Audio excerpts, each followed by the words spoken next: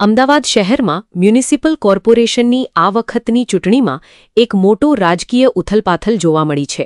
શહેરની રાજકીય રીતે અગત્યની ગણાતી ખાડિયા બેઠક, જે વર્ષોથી ભાજપનો ગઢ માનવામાં આવતી હતી, ત્યાં આ વખતે ચોંકાવનારું પરિણામ સામે આવ્યું છે.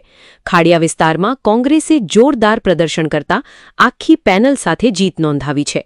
આ પરિણામે રાજકીય વર્તુળોમાં ચર્ચાઓનો માહોલ ગરમાયો છે અને મતદારોના મિજાજમાં થયેલા ફેરફારને લઈને અનેક વિશ્લેષણો પણ થઈ રહ્યા છે.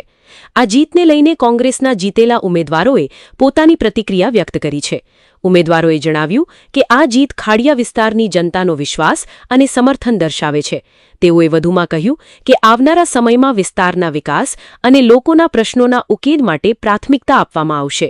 ભાજપના ગઢમાં કોંગ્રેસની આ ઐતિહાસિક જીતને લઈને હવે આગામી દિવસોમાં રાજકીય હલચલ વધુ તેજ બનવાની શક્યતા વ્યક્ત કરવામાં આવી રહી છે. Harish Yagnik, Oscar Gujarati news channel, Ahmedabad. આપ શું કહેશો આ જીત અંગે? ખાડિયા વિસ્તારની આ જે ભવ્ય જીત થઈ છે, છેલ્લા 55 વર્ષનો જે ઇતિહાસ હતો બીજેપીનો, એ ખાડિયાની પ્રજાએ એ ઇતિહાસના જે ભૂસી નાખ્યો છે. જે અશોક ભટ્ટના ટાઈમથી દીપ પ્રગટેલો એ દીપ ખાડિયાની પ્રજાએ બુજાવી દીધો છે. હવે નવો એક દીપ પ્રગટાયો છે જે કોંગ્રેસનો છે અને એ દીપ આખા હિન્દુસ્તાન સુધી ફેલશે. આવનારા 5 વર્ષમાં આપ કયા કામને પ્રાયોરિટી આપશો અને આપ કયા પ્રકારના કામો કરશો? અમે જે ડોર ટુ ડોર પ્રચાર કર્યો, આ લોકોના આટલા વર્ષના રાજમાં ત્યાંની લોકો બીજી જગ્યાએ 2 ટાઈમ પાણી મળે છે, ખાડિયા વિસ્તારમાં 1 ટાઈમ પાણી મળે છે.